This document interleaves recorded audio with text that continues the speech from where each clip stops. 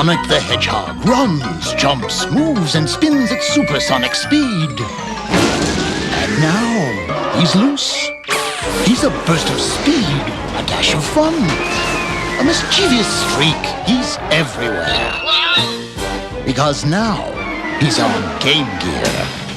And best of all, Sonic's free when you buy Game Gear. But hurry, he's moving fast. Sonic the Hedgehog from Sega. Hello guys, and welcome back to another Jensen Media video. Today I'm going to be talking about Sega and exactly what they're doing right now. Sega is bringing us a small form Game Gear. It's sort of a Game Gear greatest hits kind of, but not quite. It's very different than the old one. They showed off the Game Gear Micro on their Twitter on Wednesday, and yes, they really do look like a micro-sized Game Gear, which does kind of look cool in the beginning. They are to celebrate Game Gear's 30th anniversary and Sega's 60th. They do look quite cool, and they do come in 4 different colors, but each color has different games on it. Yes, that's right, each color has different games. They're not all the same games. So it appears that the black model has Sonic the Hedgehog, Puyo Puyo 2, Outrun, and Royal Stone. The blue has Sonic Chaos, Gunstar Heroes, Sylvan Tales, and Baku Baku Animal.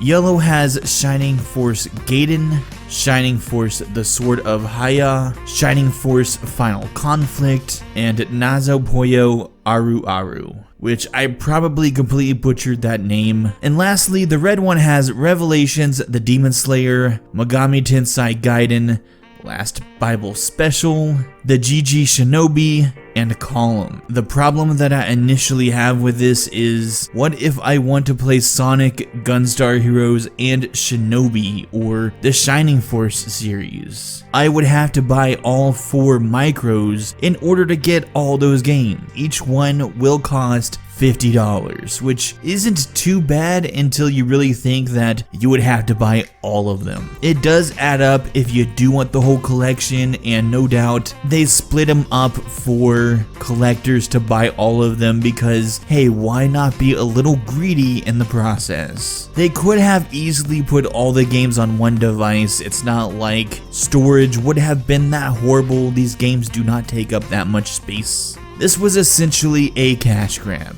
You can charge the device off USB, but you can also run it off AA batteries just in case you're out of juice internally. So that's kind of nifty, and when I say this thing is micro, this thing is indeed very micro. You can fit it in the palm of your hand without a single problem. The screen is quite small at 1.15 inches. To get a better idea of what that means is, if you've seen the Game Boy Micro, the Game Boy Micro's screen is 2 inches, so in comparison, the Game Gear's screen is even smaller. How are you going to play games on this thing? You're going to be straining your eyes like crazy. If you want a bigger screen, yes, they're going to offer a magnifying sort of deal here, but in order to get the magnifying box thing that they're going to be offering, you have to buy all 4.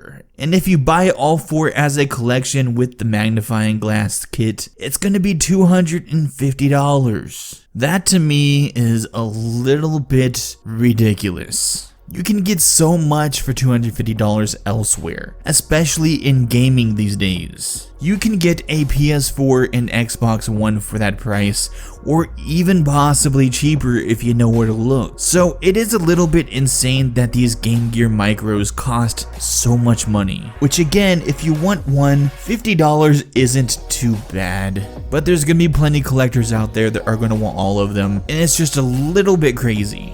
It's not really a viable option to me, in my opinion, to play on a screen that small. I mean, they know that they have a problem with the small screen because they're going to be offering a magnifying screen. That to me tells me right there that they know it's an issue.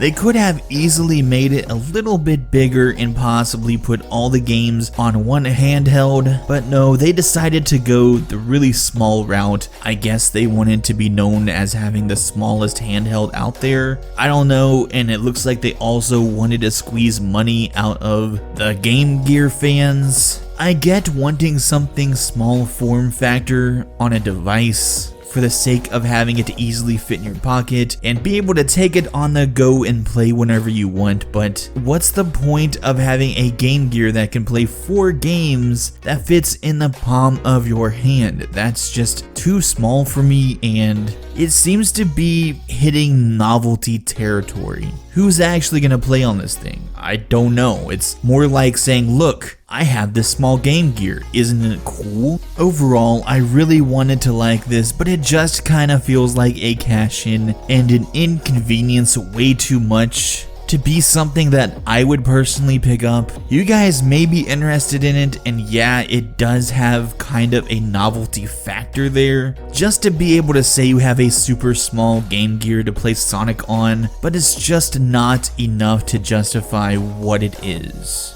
I never had a Game Gear way back. My friend had one and I tried to play Sonic on it, and from what I do remember, the screen was super weird and a little bit fuzzy, not being all that clear at all. That's all I really took away from the original. So really guys, that's gonna be it. Thank you guys for watching so much, and if you like these videos, go ahead and check out the rest of my content, and please subscribe.